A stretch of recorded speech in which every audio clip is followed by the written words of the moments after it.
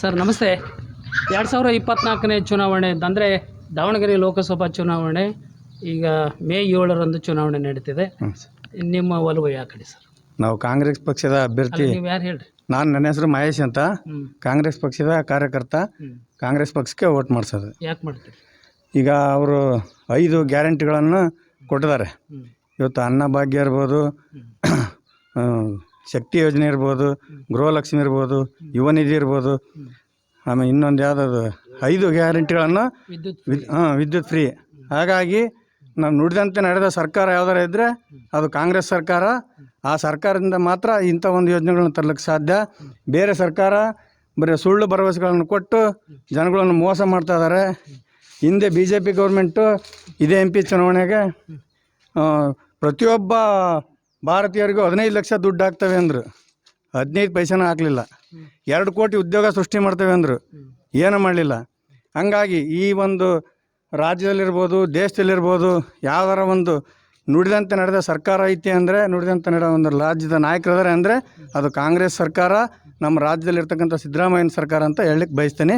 ಹಾಗಾಗಿ ನಮ್ಮ ಕಾಂಗ್ರೆಸ್ ಪಕ್ಷದ ಅಭ್ಯರ್ಥಿಯಾಗಿರ್ತಕ್ಕಂಥ ಶ್ರೀಮತಿ ಪ್ರಭಾ ಮಲ್ಲಿಕಾರ್ಜುನ್ ಅವರಿಗೆ ನಮ್ಮ ಒಂದು ಬೆಂಬಲ.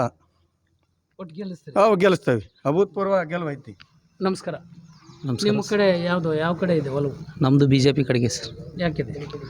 ದೇಶದ ಭದ್ರತೆಗಾಗಿ, ದೇಶದ ಐಕ್ಯತೆಗಾಗಿ, ದೇಶ ಸುರಕ್ಷತೆಯಾಗಿರ್ಬೇಕಂದ್ರೆ ಇನ್ನೊಮ್ಮೆ ನರೇಂದ್ರ ಮೋದಿ ಬರಬೇಕಾಗಿ, ಹಾಗಾಗಿ ನಾವು BJPಗೆ ವೋಟ್ ಮಾಡೋದು. ನಿಮ್ಮದು? ನಮ್ಮದು BJP ಸರ್. ನಮ್ಮ ಹೆಸರು ಸತೀಶ್ ಅಂತ. ನಾವು BJP ಪರವಾಗಿ ವೋಟಿಂಗ್ ಮಾಡೋದು. ನರೇಂದ್ರ ಮೋದಿಯವರು ರಾಮ ಜನ್ಮಭೂಮಿಯನ್ನು ಕಟ್ಟಿದ್ದಾರೆ ಅನ್ನೋ ಕಾರಣದಿಂದ ಆಗ್ತಿರೋ, ಯಾಕೆ ಆಗ್ತೀರಿ?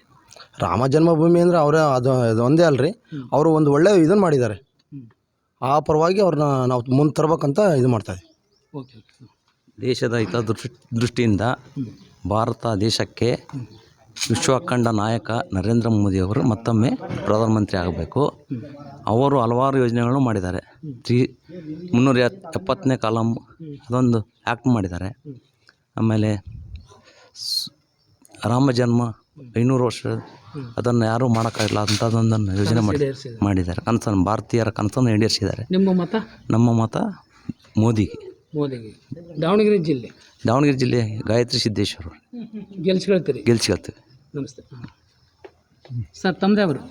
ಹೊನ್ನಳ್ಳಿ. ಮತ ಯಾವ ಕಡೆ? ಮತ್ತು ಇದು ಪಕ್ಷೇತರ ಅಭ್ಯರ್ಥಿ ಸಿಲಿಂಡರ್. ಯಾಕೆ ಹಾಕ್ತೀರಿ ಅಂದರೆ ಇವರು ಹಳೆ ಸರ್ಕಾರ ಕಾಂಗ್ರೆಸ್ಸು BJP ನೋಡಿ ಸಾಕಾಗೈತಿ. ಹಂಗಾಗಿ ಹೊಸ ಪಕ್ಷೇತರನಂತ ನಾವು ತಯಾರಾಗಿದ್ದೇವೆ. ಎಷ್ಟು ಮತದಿಂದ ಗೆಲ್ಲಿಸ್ತೀರಿ ಅವ್ರಿಗೆ? ಸುಮಾರು ಒಂದು 6 ಲಕ್ಷ ಲೀಡ್ನಾಗ ಗೆಲ್ತಾರೆ. ಖಂಡಿತ ಮಾತು. ನೀವು?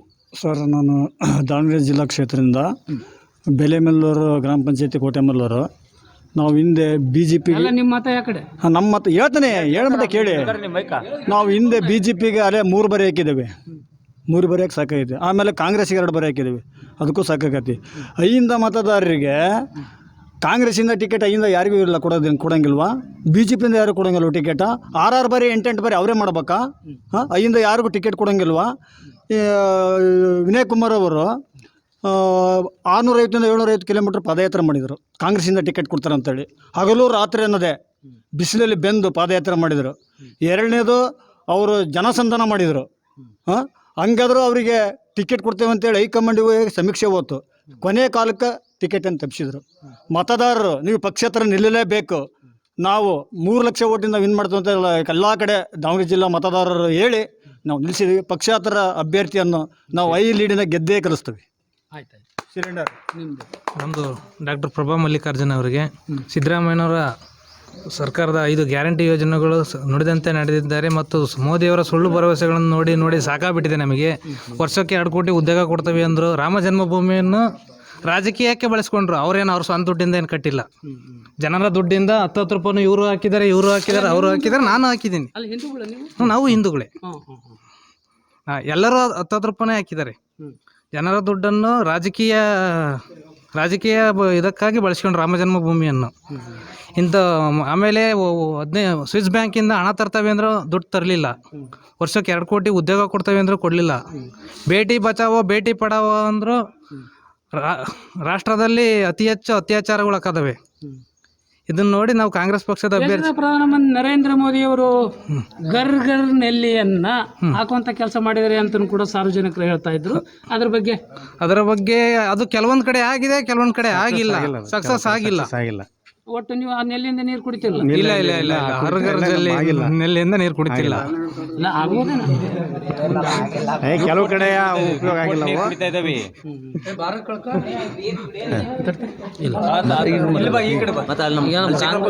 ನಮ್ಮ ಕಾಂಗ್ರೆಸ್ ಸ್ನೇಹಿತರು ನಾನೇ ಹಿಡ್ಕೊಂತಾನೆ. ನಮ್ಮ ಕಾಂಗ್ರೆಸ್ ಸ್ನೇಹಿತರು ರಾಮ ಮಂದಿರದ್ದು ಹೇಳಿದ್ರು 10 ರೂಪಾಯಿ ಕಟ್ಟಿದಾರಂತ. ಇವ್ರದ್ದು 60-70 ವರ್ಷ ಕಾಂಗ್ರೆಸ್ ಸರ್ಕಾರ ಇತ್ತಲ್ಲ, ಯಾಕೆ ಇವ್ರು ಕಟ್ಬೋದಿತ್ತಲ್ಲ, ಯಾಕೆ ಕಟ್ಟಲಿಲ್ಲ? ಈ BJP ಸರ್ಕಾರ ಬಂದ ಮೇಲೆ ಕಟ್ಟಿರೋದು. ಎಲ್ಲರದು ದೇಣಿಗೆ ಮುಟ್ಲಿ, ಎಲ್ಲರದು ರಾಮ ಭಕ್ತರದು ಅವ್ರ ದೇಣಿಗೆ ಮುಟ್ಲಿ ಅಂತೇಳಿ ರಾಮ ಮಂದಿರ ಎಲ್ಲ ಕಾರ್ಯಕರ್ತರಾಗಿರ್ಬೋದು ಪ್ರತಿಯೊಂದು ಭಕ್ತರಿಂದ ಎತ್ತಿ ರಾಮ ಮಂದಿರ ಕಟ್ಟಿದ್ದಾರೆ. ಇವ್ರು 60 ವರ್ಷ ಇದ್ರಲ್ಲ, ಮಾಡ್ಬೋದಿತ್ತಲ್ಲ ಕಾಂಗ್ರೆಸ್ನವರು, ಯಾಕೆ ಮಾಡಲಿಲ್ಲ ರಾಮ ಮಂದಿರನ? ಅಲ್ಲ ಕೋರ್ಟಲ್ಲಿ ಇತ್ತು ಅಂತಂದ್ರು ಅವ್ರು. ಏನು ಕೋರ್ಟಲ್ಲಿ? ಅವಾಗ ಸರ್ಕಾರ ಅವ್ರದೇ ಇತ್ತಲ್ಲ, ಕಾಂಗ್ರೆಸ್ ಸರ್ಕಾರನೇ ಇತ್ತಲ್ಲ. ಅಲ್ಲ ಕೋರ್ಟಲ್ಲಿ ಇತ್ತು, ಡಿಸೈಡ್ ಆಗೋದಲ್ರಿ, ಡಿಸೈಡ್ ಇತ್ತು. ಅವ್ರು ಯಾವಾಗಲೂ ಕಾಂಗ್ರೆಸ್ನವರೇ ತಡ್ಕೊಂತ ಬಂದಿರೋದು, ರಾಮ ಮಂದಿರನ ಕಟ್ಟಕ್ಕೆ. ದೇವಸ್ಥಾನ ಕಟ್ಟೋದ್ರಿಂದ ದೇಶ ಅಭಿವೃದ್ಧಿ ಆಗಲ್ಲ. ಮತ್ತೆ ದೇವಸ್ಥಾನಕ್ಕೆ ದೇಣಿಗೆ ಮೊದಲು ಸರ್ಕಾರ ತಗಂತಲ್ಲ ದುಡ್ಡು. ದೇವಸ್ಥಾನ ಕಟ್ಟದ್ದು ದೇಶ ಅಭಿವೃದ್ಧಿ ಆಗಲ್ಲ. ಒಳ್ಳೆ ಹಾಸ್ಪಿಟ್ಲ್ ಕಟ್ಬೇಕು, ಒಳ್ಳೆ ಕಾಲೇಜ್ ಕಟ್ಬೇಕು, ವಿದ್ಯಾರ್ಥಿಗಳಿಗೆ ಬೇಕಾದಂಥ ಸೌಲಭ್ಯಗಳನ್ನ ಮಾಡಬೇಕು. ನಮ್ಮ ಹೊನ್ನಾಳಾಗ ಆಸ್ಪತ್ರೆ ಐತಿ, ಬೇಕಾದಂಥ ಇಂಪ್ಲಿಮೆಂಟ್ಸ್ ಇಲ್ಲ. ಏನಾರ ಒಂದು ಸಡನ್ಲಿ ಆತ ಅಂದ ತಕ್ಷಣ ಶಿವಮೊಗ್ಗ ಬರ್ಕೊಡ್ತಾರೆ, ಶಿವಮೊಗ್ಗ ಕರ್ಕೊಂಬರ್ತಾರೆ. ಅಂಥ ಒಂದು ಒಳ್ಳೆ ಕೆಲಸ ಮಾಡ್ಬೇಕ್ರಿ. ದೇವಸ್ಥಾನದಿಂದ ದೇಶ ಅಭಿವೃದ್ಧಿ ಆಗಲ್ಲ.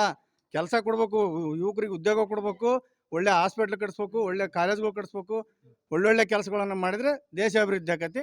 ದೇವಸ್ಥಾನ ನಾನು ಹಿಂದೆ ನಮಗೂ ರಾಮ ದೇವರು ಎಲ್ಲಿ ಬೇಕಲ್ಲ ದೇವ್ರು ಅದಾರೆ, ದೇವಸ್ಥಾನದಿಂದ ಅಭಿವೃದ್ಧಿ ಆಗಲ್ಲ. ಕೊಟ್ಟಿದ್ದಾರೆ ನಮಗೆ ಎಲ್ಲರೂ ಓಕೆ. ನಾವು ಹಿಂದೆ ನಮಸ್ಕಾರ ಸರ್, ನನ್ನ ಹೆಸರು ಗಣೇಶ ಅಂತ ಹೇಳಿ.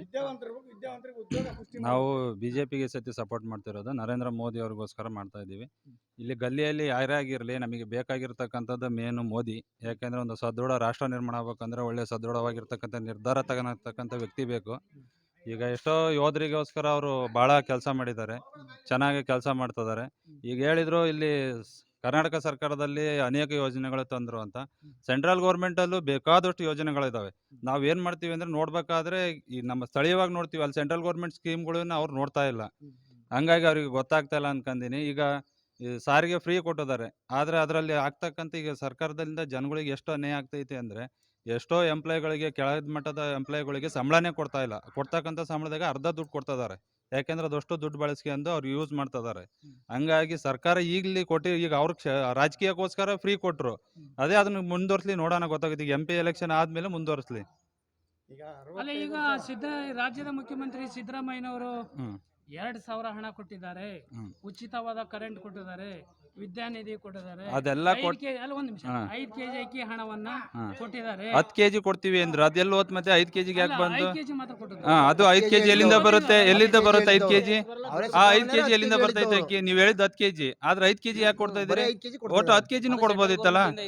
ನಾವು ಅದು ನೀವು ಕೇಳ್ತಾ ಇರೋ ಸರಿ, ಅದೇ ನೀವು ಯಾವ್ದೋ 2,000 ಈಗ ಒಂದ್ ಹೆಸರು ಉಟ್ಬಿಟ್ಟೈತಿ.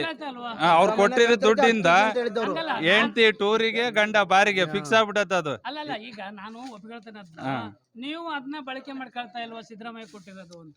ಯಾರು ನಾವು ಇಲ್ಲ, ಅದು ಸರ್ಕಾರದ ಅಕ್ಕಿ ನಮಗೆ ರೇಷನ್ ಬರ್ತಾ ಇಲ್ಲ. ಅಕ್ಕಿ ಅಲ್ಲ, 2,000 ನಿಮ್ ಕುಟುಂಬಕ್ಕೆ ಬಂದಿಲ್ವಾ? ನಮ್ ಕುಟುಂಬಕ್ಕೆ ಇಲ್ಲ, ನಮ್ದು ವಿದ್ಯಾನಿಧಿ ಇಲ್ಲ. ಕರೆಂಟ್ ಒಂದು ಫ್ರೀ ಬರ್ತಿದೆ ಅಷ್ಟೇ. ನೀವು ಬಳಸ್ಕೋಬೇಕು. ಈಗ ಅದು ಎಲ್ಲರೂ ಬಳಸ್ಕೊಳ್ಳೇಬೇಕ್ರಿ. ಹಂಗಂದ್ರೆ BJP ಅವರು ಕಾಂಗ್ರೆಸ್ ಅವ್ರಿಗೆ ಅಷ್ಟೇ ಅಂತ ಏನ್ ಮಾಡಿಲ್ಲ, ಎಲ್ಲರಿಗೂ ಮಾಡಿದ್ದಾರೆ. ಕೊಡ್ತಕ್ಕಂಥ ಯೂನಿಟ್ ಒಳಗೆ ಮತ್ತೆ ಅದು ರೇಟ್ ಜಾಸ್ತಿ ಆಗೈತಿ. ಮೊದ್ಲೇ ಎಷ್ಟಿತ್ತು ಯೂನಿಟ್, ಈಗ ಎಷ್ಟಾಗೈತಿ? ಬೆಲೆ ಹೆಚ್ಚಳ ಮಾಡೇ ಮಾಡಿದ್ದಾರೆ. ಈ ಕೈಯ ಕೊಟ್ಟು ಈ ಕೈಯ ತಗೊಂತಿರೋದು ನಡೀತಾನೆ ಇದೆ. ಒಟ್ಟು ನಿಮ್ಮ ಮತ BJP, ನರೇಂದ್ರ ಮೋದಿ. ಅಂದ್ರೆ ಇನ್ನೊಂದ್ಸರಿ ಮಾಡ್ತೀರಿ ಪ್ರಧಾನಮಂತ್ರಿ? ಪಕ್ಕ ಮೋದಿನೇ ಬರೋದು. ಸರ್ ನಮಸ್ತೆ, ನಿಮ್ಮ ಮತ ಯಾವ ಕಡೆ ಸರ್? ನಮ್ದು ವಿನಯ್ ಕುಮಾರ್ ಸರ್. ಯಾಕಾಗ್ತೀರಿ? ಯಾಕಂದ್ರೆ ಸರ್ ಇಲ್ಲಿ ಹಿಂದೆ 40 ವರ್ಷದಿಂದ ಹಾಕಿ, ಅವ್ರ ಅಪ್ಪಗೆ ಹಾಕಿ, ಮಗಗೆ ಹಾಕಿ, ಮಗನಿಂದ ಹೆಂಡ್ತಿಗೆ ಓಟ, ಏನೂ ಅಭಿವೃದ್ಧಿ ಆಗಿಲ್ಲ ಸರ್. ನಮ್ಮ ದಾವಣಗೆರೆ ಜಿಲ್ಲೆ ಒಳಗೆ ಅಭಿವೃದ್ಧಿ ಆಗಿಲ್ಲ. ನಾವು ಕೇಂದ್ರದ ಬ್ಯಾಡ್ ನಮಗೆ, ನಾವು ಇಲ್ಲಿ ನಮ್ಮ ದಾವಣಗೆರೆ ಜಿಲ್ಲೆದು ಅಭಿವೃದ್ಧಿ ಇದು. ಅಲ್ಲಿ MP ಹೋಗೋದ ಕೇಂದ್ರಕ್ಕೆ ಹೋಲ್ ಸರ್, ಅವ್ರು ವಿನಯ್ ಕುಮಾರ್ ಯಾವ ಕಡೆಗೆ ಹೋದ್ರು ಓದ್ ಪರವಾಗಿಲ್ಲ. ಒಟ್ಟು ವಿನಯ್ ಕುಮಾರ್ ಓಟು. ನಿಮ್ಮ ಮತ ವಿನಯ್ ಕುಮಾರ್ಗೆ. ಯಜಮಾನ್ರಿ ನಮ್ದೇನ್ರಿ, ನಮ್ದು ಹೇಳ್ಬೇಕಾ? ವಿನಯ್ ಕುಮಾರ್ಗೆ ಆಗ್ತಾವ್ರಿ. ವಿನಯ್ ಕುಮಾರ್ಗೆ ಆಗ್ತಾವ.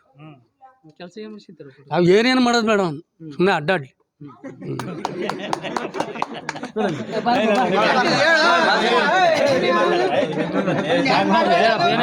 ನನ್ನ ಹೆಸರು ಶೇಖರಪ್ಪ ಅಂತಂದೇಳಿ ಕೋಟೆಮಲ್ಲೂರು. ನಾವು BJPಗೆ ಮತ ಹಾಕೋದು. ಯಾಕಂದರೆ ಮೋದಿ ಭಾಳ ಇದನ್ನ ರಾಷ್ಟ್ರನ ಒಳ್ಳೆ ಕೆಲಸ ಮಾಡ್ತಿದ್ದಾರೆ.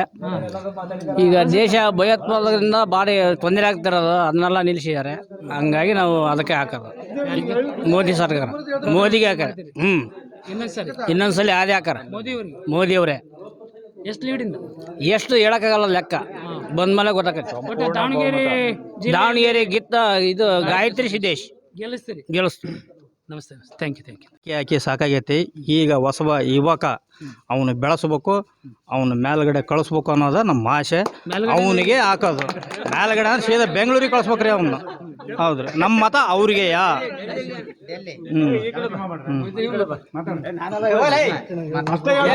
ಅಷ್ಟೇ ಸರ್. ವಿನಯ್ ಕುಮಾರ್ ಸರ್.